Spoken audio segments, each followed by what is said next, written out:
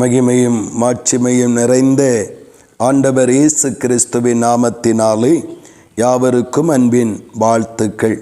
தேவன் தாமே ஒவ்வொருவரிலும் மகிமையான விடுதலையையும் ஜெயத்தையும் தந்து மகிமைப்படுத்துவாராக.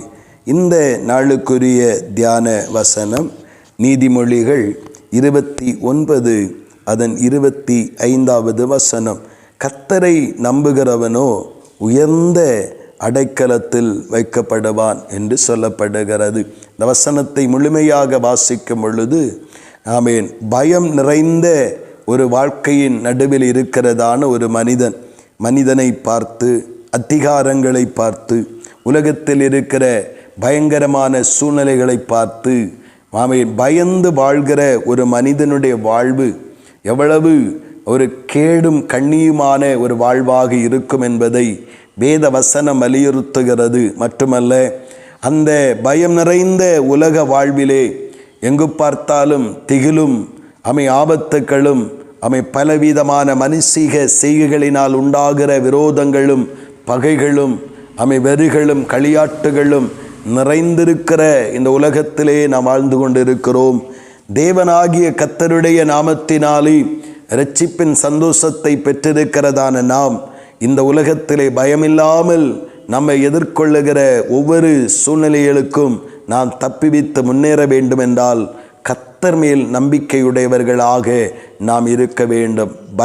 பயத்து நிமித்தம் மனிதனை சார்ந்து கொள்ளுவது, பயத்து நிமித்தம் மந்திரவாதங்களை சார்ந்து கொள்ளுவது, பயத்து நிமித்தம் குறி கேட்பது, நாள் பார்ப்பது, தாயத்துகளை கட்டுவது, இப்படி பயத்து நிமித்தம் மனிதன் என்னென்னமோ செய்து கொள்ள நினைக்கிறான். ஆனால் வேதம் சொல்லுகிறது அவையெல்லாம் கண்ணியாயிருக்கும், அவைகளெல்லாம் வேதனையாயிருக்கும், அவைகளெல்லாம் அடுத்த ஒரு இருளான வாழ்க்கைக்கு விதைக்கப்படுகிற விதையை போன்றதாக இருக்கும்.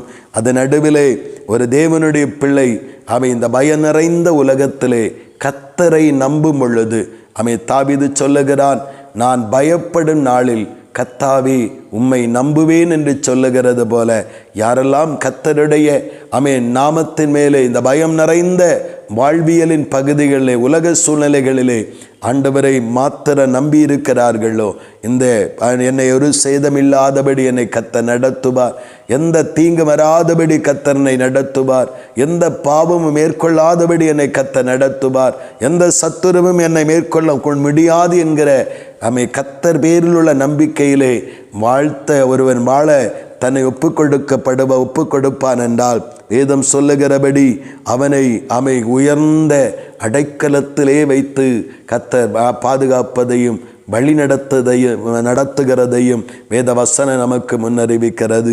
இன்றைக்கு எங்கு பார்த்தாலும் எதிலும் பயம் நிறைந்த திகில் நிறைந்த வார்த்தைகள், திகில் நிறைந்த செய்திகள், திகில் நிறைந்த காட்சிகள் நம்முடைய வாழ்வை மேலும் பயமாக்கி நம்முடைய வாழ்வை தளர பண்ண விடாதபடிக்கு கர்த்தர் மேல் நம்பிக்கையாக இருப்போம். இதன் நடுவிலும், இந்த ஆபத்துகள் நடுவிலும், இந்த நெருக்கங்கள் நடுவிலும், இந்த சவால்கள் நடுவிலும் நான் பயந்து மனுஷனை சார்ந்து கொள்ளுகிறவனாய் இருந்துவிடக்கூடாது.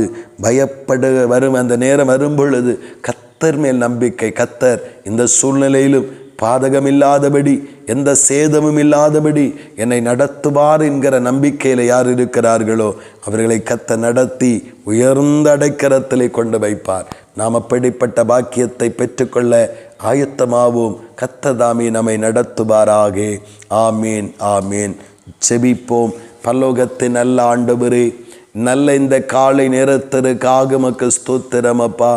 தேவனே, எங்களை சுற்றிலும் எங்கள் நாட்களில் எத்தனையோ பயங்கரங்கள் ஆண்டவர், ஒவ்வொரு நாளும் திகிலூட்டக்கூடிய, பயமுறுத்தக்கூடிய, எந்த மனிதனுடைய இருதயத்தையும் கரைய பண்ணக்கூடிய செய்கைகளும் செய்திகளையும் நாங்கள் கேட்டும் கவனித்தும் பார்த்தும் வருகிறோமே. இதை பார்க்கும் பொழுது என்ன செய்வதென்று பயம் எங்கள் ஒரு பக்கத்திலே சூழ்வது இயல்பான மனித செயல்கள் தான் ஆண்டவரே.